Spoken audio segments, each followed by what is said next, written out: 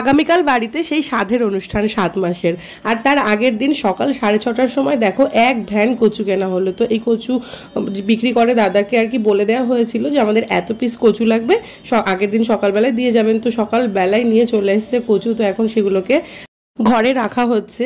আর মোটামুটি বাজারঘাট কমপ্লিট হয়ে গেছে। আর এইগুলো করতে আমার আর প্রদীপের সত্যিই কালঘাম ছুটে গেছে। আসলে একার সংসারে যেটা হয় সমস্ত কিছু নিজেদের মাথায় রেখে মানে ভেবে চিনতে গোছগাছ করতে হয়। যে অনুষ্ঠানের সময় তো আমরা ব্যস্ত থাকবো বিভিন্ন কাজকর্মে, তখন যেন কোনো কিছুর মানে সমস্যা না হয় সেই জন্য ভেবে চিনতে সমস্ত কিছু রেডি করে রাখতে হচ্ছে। আর এখানে মানে আমাদের যে রান্না হবে অনুষ্ঠানের সেই রান্নাবান্নার যে মুদিখানার বাজার, সেই বাজারটা এসে গেছে। মোটামুটি আমরা এই ঘরটার মধ্যে সব কিছু রাখছি। এখান থেকে প্যান্ডেলে নিতে অনেকটাই সুবিধা হবে, যেখানে আর কি প্যান্ডেল হয়েছে খাওয়া দাওয়ার, মানে একদম আমাদের ঘরে ঢুকতেই আর কি এটা গ্যারেজ রুম। তো এই রুমটার মধ্যে সব কিছু রাখা হয়েছে। এই রুমটাও পরিষ্কার করা হয়েছে। মোটামুটি আমরা বাড়িঘর কয়েকদিন থেকেই পরিষ্কার করছি। আর আগামীকাল অনুষ্ঠান, আজও সমস্ত কিছু কমপ্লিট হয়নি। একটু পরে তোমাদেরকে দেখাবো আমাদের বেডরুম বা মাঝের ঘরটার কি অবস্থা, তাহলে বুঝতে পারবে যে এই কটা দিন আমাদের মধ্যে দিয়ে কি যাচ্ছে। আমি কোনো সেরকমভাবে ব্লগ শ্যুটও করতে পারিনি, কিছু না। হাই, আমি লীনা, আরও একটা নতুন ব্লগে তোমাদের সবাইকে অনেক অনেক স্বাগত।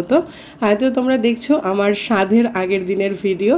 সেই আগের দিনটা আমরা কিভাবে কাটিয়েছি সেটাই তোমাদের সঙ্গে শেয়ার করবো। আর সকালবেলায় 6টার মধ্যে ঘুম থেকে উঠে পড়েছি, কারণ আগের দিন ছেলের স্কুল রয়েছে। অ্যাকচুয়ালি ছেলের স্কুল প্রত্যেক দিনই রয়েছে। তো আগের দিনটা পাঠাচ্ছি, প্রদীপ বলছিল আজকে পাঠাতে হবে না, কিন্তু বললাম না, এই অনুষ্ঠানের দিন বা তারপরে 2-1 দিন শরীরের অবস্থা খুব খারাপ থাকবে, পাঠাতে পারবো না। তো আজকে যেতেই হবে। তো এই যে স্কুলে পাঠাতে হবে, সেই জন্য দেখো বিছানাপত্র এখনো কিচ্ছু তোলা হয়নি, কিন্তু আগে ওকে রেডি করা হচ্ছে। আর ওই মাঝের ঘরটা দেখতেই পেলে কি অবস্থা হয়ে রয়েছে। কাচাকুচি জামা কাপড় এক জায়গায়, লাট সোফার উপরে ছাদ থেকে নামানো হয়েছে কিছু জামা কাপড়, যেগুলো সব ভাঁজ করে গোছাতে হবে। আর ডাইনিং টেবিল ওগুলো সব আমরা সরিয়ে দেবো, মানে সরিয়ে এই ঘরটাকে পুরো ফাঁকা করে দেবো। কারণ লোকজন আসলে এত ফার্নিচার থাকলে বসার জায়গার খুব অসুবিধা হয়। যেহেতু ছোট বাড়ি, একটুখানি গোছগাছ করে না রাখলে কিন্তু খুবই সমস্যা হবে যখন বেশি লোকজন আসবে। তো তারপরে দেখো অনেকটা সময় পরে চলে এসেছি, কারণ প্রচুর কাজ করা হয়েছে। এই যে রান্নাঘরের এদিকে দেখো সব আজকে বড় হাঁড়িতে ভাত রান্না হয়েছে, বড় গামলা বেরিয়েছে, ওর মধ্যে তরকারি ঢালা হয়েছে। এই দিকগুলো সব গোছানো কমপ্লিট। এই কাজ ফাজ সব কিছু মোছা হয়। এগুলো একটা দাদাকে নেওয়া হয়েছে মোছার জন্য, তো এগুলো মুছে দিয়েছে। আর এই যে এইগুলো সব আমি গুছিয়ে রাখলাম। দেখো মোটামুটি হাতের সামনে যেন, ধরো যে কেউ রান্নাঘরে এসে একটু চা কফি করতে চাইলে বা কিছু বাচ্চাদের খাওয়াতে চাইলে যেন হাতের সামনে সব কিছু পেয়ে যায়। সব কিছু রাখা হলো। এদিকে পর্দা টর্দা খোলা হয়েছে, বিছানা গুছিয়ে দিয়েছি, চাদরটা একবারে কাল সকালে চেঞ্জ করবো। আর এইদিকে আমাদের প্রথম গেস্ট চলে এসছে, আমার দাদু। তো আগামীকাল যেহেতু অনুষ্ঠান, আজকে অনেকেই আসবে, তো সেই জন্য এই যে দেখালাম যে রান্নাবান্না সব কিছু হয়েছে। মা সকাল সকালে করে নিয়েছে, কারণ ওই ডিউটিটা মাই পালন করে, রান্নাবান্নার দায়িত্ব। সব কিছু বেশি বেশি করে নিয়েছে, যে যখন আসবে যেন তাদেরকে খেতে দিতে পারে। অনেকটা জার্নি করে আসবে সবাই দূর থেকে। আর এই যে বললাম ডাইনিং টেবিল সরানো হবে, দেখো সব কিছু সরিয়ে দেওয়া হয়েছে, সোফাটা এই দিকটা এনে দেওয়া হয়েছে। তাহলে এই ঘরটা একদম পুরো অনেকটা স্পেস হয়ে গেছে। দেখো অনেক চেয়ার টেয়ার দিলে বা মানুষজন দাঁড়াতেও সুবিধা হবে, মানে সব কিছু সুবিধা হবে। ডাইনিং টেবিলটা সোফা যেখানে ছিল ওখানে ছিল, আর সোফাটা দাদু যেখানে বসে আছে ওখানে ছিল, মানে ঘরের স্পেসটা কমে গেছিলো। তো সেই জন্য আমরা এগুলো সব ফাঁকা করছি।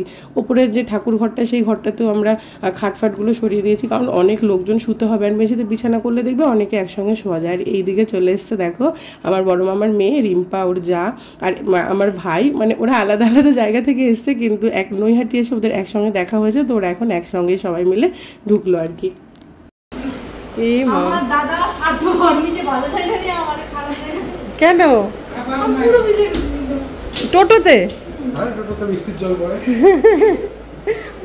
এই মাত্র জোর বৃষ্টি হলো অনেকটা। এই তো ভালো আছি। মা সকাল থেকে প্রচুর কাজ করছে, অসুস্থ মানুষ, তারপরেও যেটা করে আমার জন্য সেটা তো আর বলার মতোই না। তো ওই জন্য ছেলে স্কুল থেকে বাড়ি আসলে আমি ওকে ভাতটা খাওয়াচ্ছিলাম, তখনই সবাই ঢুকলো। আর ঢুকেই দেখো আমাকে যে আগে হাত পা ধুয়ে একটুখানি মানে ওই ঠান্ডা কিছু খেয়ে আমাকে গিফট দিচ্ছে। আমার এত হাসি পাচ্ছে। আমি বলছি কেন গিফট এনেছিস বল? বলছে না এটা তো দিতেই হবে, এখন তোকে দিচ্ছি, এরপরে আবার নতুন আর একটা যে পুচকু আসবে তাকে দেবো, এটা তো ভালোবাসা আর কিছুই না। তো বলছে আগে বল কেমন হয়েছে, পছন্দ হয়েছে কিনা, যেটা রিম্পা করে থাকে। তুই ভালো করে আগে দেখে বল, মন থেকে বল তোর পছন্দ হয়েছে কিনা। আমি বলছি গিফট তো পছন্দ করার মতন কিছু হয় না, তুই দিদির জন্য এনেছিস, সেটা মানে যা এনেছিস সেটাই আমার পছন্দ হবে। কিন্তু তারপরেও ওই যে খুলে দেখছি, নাহলে ওর মনে শান্তি হবে না, যেটা তোমাদেরকেও দেখাচ্ছি। এটা তো মিনি আমাকে গিফট দিয়েছে, এই শাড়িটা পছন্দ ভালো হয়েছে, আর খুলতে হবে না, ভালো হয়েছে। চল থ্যাংক ইউ বলে দেবো,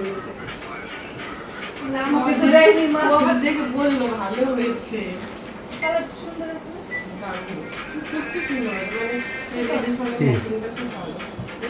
আমি কি বুঝবো বুঝোস না ওইটাই লোক করছে ঠিক আছে আমি আবার চাকু ছাড়া রসমালাই খেতে পারি না এই দেখেন দেখ কি করে কি করে তুই দেখ ওই দেখো এইভাবে চাকুটা ধরতে হবে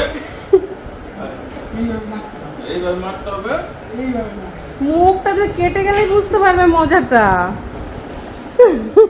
রিমা আবার দেখাচ্ছে দেখো শালা মুখে চন্দনা দেখছে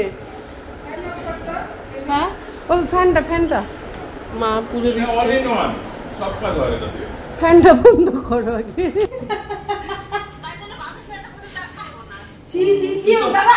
তুই তো আজকে আসলি প্রদীপ কাজ করতে করতে সত্যি ক্লান্ত হয়ে গেছে এত বাজার ঘাট মানে ওই যে বললাম মাথায় রেখে রেখে সব কিছু করতে হচ্ছে সকালবেলায় বেরোচ্ছে একদম সেই রাত্রেবেলায় মানে মাঝে মাঝে ঢুকছে খাচ্ছে রাত্রেবেলায় বাড়ি ঢুকে মানে শান্তভাবে বসে রাত 10টায় স্নান করছে এইভাবেই চলছে মানে আজকের দিনটাই লাস্ট কালকের দিনটা আর কি যেদিন অনুষ্ঠান সেই দিনটা তো ধকল সবারই যাবে যাই হোক এখন সবাই চলে এসছে একটু আনন্দ মজা করে আর কি দিনগুলো কাটছে এখন আবার প্রদীপ আর ভাই বাজারে চলে গেছে এখন সন্ধ্যাবেলা আমি বসেছি একটুখানি দেখো আমাকে সবাই আলতা পরিয়ে দিচ্ছে রিম্পা বলছে আজকে আলতাটা পরে নে কালকে একদম সময় পাবি না কারণ আমাদের অনুষ্ঠানটা কালকে সকাল থেকেই শুরু হয়ে যাবে তো সেই জন্য এখানে আমি আলতা পরতে বসে গেছি আর আলতা তো আমি নিজে নিজে পরতে পারি না এখন বসে তো সেই জন্য ওরাই পরিয়ে দিচ্ছে বলছে আলতা পরলে একটু সুন্দর লাগে আর এগুলো তো একটু পরতেই হয় ধরো এই অনুষ্ঠানের দিনগুলোতে আর স্বাদের অনুষ্ঠান বলতে আমাদের একটুখানি অন্যরকমভাবে হবে স্বাদের অনুষ্ঠানটা যেটা তোমরা আগামীকালকের ব্লগ দেখলে অবশ্যই বুঝতে পারবে যে কীরকমভাবে হচ্ছে মানে এমনি যেরকম স্বাদ আমরা দেখে থাকি সেরকমভাবে নয় আমরা একটু অন্যরকমভাবে আর কি করার ইচ্ছে ছিল তো সেইভাবেই হচ্ছে ব্যাপারটা তো সেটা তোমরা দেখতে পাবে এদিকে দেখো আমার মাসি এসছে আমার মানে মেজো কাকি ছোটো কাকি অনেকেই এসছে আমার কাকার মেয়ে কাকার ছেলে তো সবাই এদিক ওদিকে রয়েছে সেজন্য দেখাতে পারছি না সত্যি কথা বলতে ক্যামেরা সেরকমভাবে অন করা হয়নি বুঝতেই পারছো কত কাজ করেছি সকালবেলা দেখালাম পুরো বাড়িঘর এলোমেলো তারপরেও সেগুলো একটু পরে ক্যামেরা অন করে দেখালাম পুরো পরিষ্কার ডাইনিং টেবিল সরে গেছে কিন্তু সেগুলো আর কিছু ভিডিও করা হয়নি প্রচুর বাজারঘাট করা হয়েছে স্বাদের কেনাকাটা প্রচুর কিছু করা হয়েছে ছেলের জন্য পাঞ্জাবি প্রদীপের পাঞ্জাবি ছেলের প্রচুর নতুন জামা প্যান্ট আমার অনেক নাইটি ফাইটি অনেক কিছু কিনেছি মানে তারপরে থালা বাসন নতুন যেগুলো হয় কিন্তু সেগুলো আর না ভিডিও করিনি মানে ওই যে বললাম এনার্জি এখন একটুখানি কম রয়েছে সেটা তো বুঝতেই পারো সবার ক্ষেত্রে এরকমই হয় এই সময়টা শরীর অনেকটাই উইক থাকে তারপরে যেহেতু ছেলে আছে ছেলেকে পড়াশুনো করানো স্কুলে পাঠানো সব কিছু মিলিয়ে না অনেকটাই ব্যস্ত তারপরে এই এত বড় একটা অ্যারেঞ্জমেন্ট ছাদে যেহেতু পুরোটাই শেড দেওয়া সেজন্য আলাদা করে প্যান্ডেল করার দরকার নেই মেন প্যান্ডেল হচ্ছে আমাদের বাড়ির পাশে যে জায়গাটা আছে যেখানে আমরা গাড়িগুলো রাখি ওখানটায় মানে মেন প্যান্ডেলটা হয়েছে আর ছাদে আমি একটুখানি আসলাম এই ফুলের কাজটা হলো তো সেই ফুলের কাজটা কেমন করেছে সেটাই দেখার জন্য তো চলো ব্লগটা আজকে এখানে শেষ করছি দেখা হচ্ছে নেক্সট ব্লগে টাটা।